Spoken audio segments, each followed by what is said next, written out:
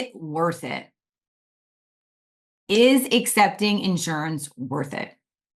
In today's video, we're going to get down and dirty with this particular question because this is a question I probably get asked 100 times per year. So in case you don't know me, I am Amy Plano. I am the OG, the Reimbursement Dietitian, and I have been running a successful insurance-based private practice since 2007. So I've been doing this for almost 2 decades. I help thousands of dietitians and CNSs each year get credentialed, build the shit out of insurance, and make the money they deserve. So I do believe in my heart of hearts that I am the best person as somebody who both bills insurance and works with dietitians who accept insurance to answer the question and to dive deep, is accepting insurance worth it? So in today's video, I'm going to explain why accepting insurance in your practice can be a huge game changer. And spoiler alert, even if you feel like you are a snowflake, there are very few snowflakes in my experience who are not good practices for insurance. So I'm going to take you guys through this process looking at 3 angles to answer that age-old question: is accepting insurance worth it? We're going to look at what is the return on your investment in terms of the time and the mental bandwidth. We're going to look at your impact, and then we're going to look at what I think is one of the most important aspects of running in a sustainable practice, whether you be cash-based or not, is your income. So what I want to talk about, and before we really get into those 3 pieces, I want to talk about the definition of being worth it, right? And so the dream outcome for most dietitians and CNSs is to have a sustainable practice that makes money over time and has minimal effort on both the front end and back end. So less marketing and less red tape in the day-to-day operations, right? So when we're talking about, is it worth it, right? We have to make sure that we're looking at the return on our investment, right? So time, effort, mental bandwidth, and money in the form of resources, and then the impact and ultimately the income that we make. So when we say, is it worth it? We have to make sure we're defining that adverb worth it. So return on your time investment, right? So we need to be extremely real about how long it takes to build an empire. I think most dietitians and CNSs are thinking way too short term, right? You're thinking, what can I do and accomplish in the next 6 months? When the question you want to be asking yourself, is my business going to be here in 10 years' time? So you have to change the time horizon in which you are thinking, because it takes a long time to build epic shit, okay? So most of you guys are thinking so short term that what I'm going to tell you can feel fairly disturbing, but I think that a lot of you guys are out of touch with the reality of what it takes from a time standpoint. So I would say for the dietitians going through my coaching program, they are contracted, credentialed, and comfortable billing insurance probably within about 8 to 10 months, right? In my coaching programs, I help them cut down the weeds as quickly as they grow. And so they're able to learn, scale, and grow with a much shorter period of time. So I would say time investment, if you're doing my coaching program, from a mental bandwidth standpoint, 8 to 10 months. For people who are doing it on their own, I would say as a whole, it takes you guys about 2 to 3 years because there's a lot of weeds and you don't know how to cut down those weeds. And those weeds not only stand in the way of you making money, they also cloud up your mental bandwidth, which we're going to talk about, okay? So your time investment can be anywhere from 8 months all the way up to 3 years in terms of how long it takes you to be credentialed, contracted, and comfortable billing insurance. So I just want to make sure that you guys are really thinking on the long term. I want to abolish this concept of how busy am I going to be 12 months from now my question for you is, how busy are you going to be at the end of this decade, right? Because the time commitment is similar to an associate's degree in terms of getting your income, right?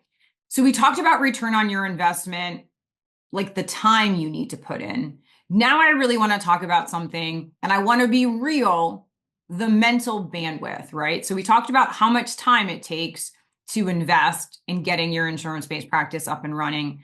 But the other piece that we have to make sure that we really talk about, because this is the part I think that gets a really bad rep, is the mental bandwidth it is going to take you. So I am not going to sugarcoat it. Your head may hurt. Actually, your head will hurt. And the reason why is you are learning a new skill, right? It is reasonable when you learn a new skill that is going to be hard and probably frustrating at first, right? So it is reasonable to anticipate it is going to be hard. I am always taken back by the fact when people say accepting insurance is going to be hard. So is becoming a motherfucking dietitian, right? For me, it took close to 10 years. And it's like as if as dietitians, we don't know what it feels like to work hard or to work through a scenario that's hard.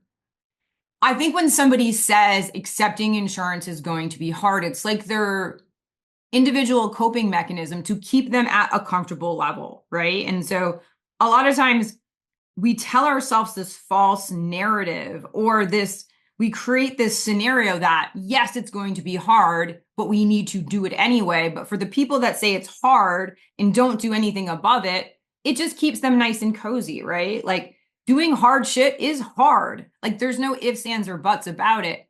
But just like anything, you guys are going to learn the fundamentals. And so you learn the fundamentals, you practice. You learn the fundamentals, you practice. The more you practice with anything, the easier it becomes. And then that mental bandwidth that is getting taken up because you feel so overwhelmed and shit feels hard eventually comes down to baseline. So skills will always pay the bills. Okay. I want you to write that down. Skills will pay the motherfucking bills. And so the skill of billing insurance takes time to develop, right? The skill of accepting insurance, though, one done correctly, will pay the bills and fund the life and practice you want to create, right? So in terms of, is accepting insurance worth it? Yes, it takes time. And yes, it takes mental bandwidth.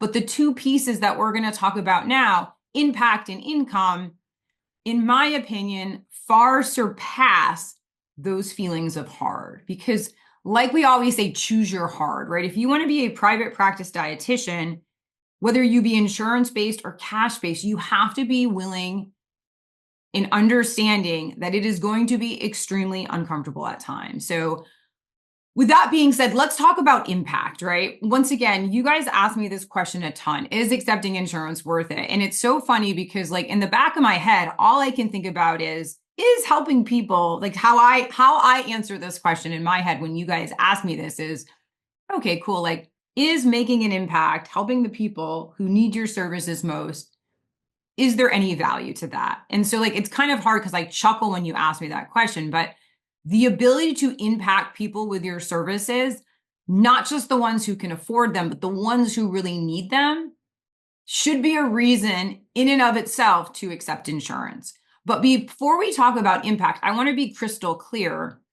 You have to be good at what you do, right? And so good at what you do, a lot of times we think about the business side and we think about the insurance side, but you need a good product. And the product is you as the providing medical nutrition therapy. So if you do not have a baseline or you do not have experience in the counseling world, the things that I'm going to say in terms of impact and income are not going to be true, right? The whole equation needs to be congruent, meaning your services need to be ridiculously good in order for you to be able to have an impact, in order for you to make income, right? So yes, you can have an income, you can make a massive income, but your product, your service, your counseling skills have to be awesome. Because as you guys know, if you've ever accepted cash, you quickly find out that there's no shortage of people who want to work with you, right? Cash is often the limiting denominator in whether or not somebody can work with you, right? So if we remove that barrier, there are no limits on how and who you can help, right? So often the patient who needs your services most is probably the one who cannot afford them, right? So thereby accepting insurance, you get to gift your patients with your outstanding medical nutrition therapy ninja-like skills, and they get to reap the benefits of it, right? So is accepting insurance worth it? Of course it is. The impact you can make on the people who need your services, not just the ones that can afford them, can change their lives, right? And you accepting insurance can change your life as well, because let's talk about income, right? So in my personal experience, dietitians and insurance-based practices make 2 to 3 times more per hour than you would in a clinical job. The average clinical dietitian working in a hospital system or a clinic or from somebody else makes about $38 per hour, if not less. The average dietitian, depending upon your state, right, makes greater than $100 per hour. Okay. And so I want you to think about this. I want you to digest this. I want you to get a notepad and paper. If you work 25 hours per week, or let's flip it and say if you have 25 patient-facing hours per week, and on average, you are taking home $100 per hour, that is $2,500 per week. And if we look at it monthly, that's a little under $11,000 per month, right? So this conception that dietitians cannot make good money while accepting insurance, obviously, it's state dependent, right? Because there are some states, the best states for reimbursement are Washington State, Oregon, Hawaii, Utah, Wyoming, Massachusetts, North Carolina, and then states like mine, middle of the road, Connecticut, New York, New Jersey, those tend to be middle of the road, while somebody like Arizona, Maryland, and California tend not to be amazing. With that being said, we're talking averages, and that's pretty amazing if you ask me. So I want to tie a bow around this question that we have been diving deep into. Is accepting insurance worth it, right? The dream outcome for most dietitians is a successful, sustainable practice requiring minimal marketing, low overhead, and minimal effort. Relative to insurance, it requires a lot more on the front end, right? So knowledge deficit regarding insurance, knowledge deficit regarding running your business, and making sure, obviously, you have awesome counseling skills. But the return on your investment is substantial, right? So not only can you impact hundreds, if not thousands of people per year billing insurance and helping the people who need our services most, not just the ones who can afford them, you can also make some pretty amazing money accepting insurance. So I cannot make the decision for you. I have been doing this since 2007 and making a multi-six-figure salary since then. And I work with hundreds, if not thousands of dietitians each year in my coaching program. So I'm somewhat biased, but I think the data, right? We cannot deny the data, those things that I just identified. So do you need to work hard on the front end? Absolutely. Are you going to want to throw yourself on the ground some days? Most days. Is it going to be worth it for the impact and the income you can make? Absolutely. And if you're somebody who is struggling with this and wants a hand-holding experience, we're going to put the link under this video. Go check out my coaching services. I literally hold your hand through the entire process. There is nothing I cannot help you with. And I have worked with dietitians and CNSs in every single state in the US. So I know my shit.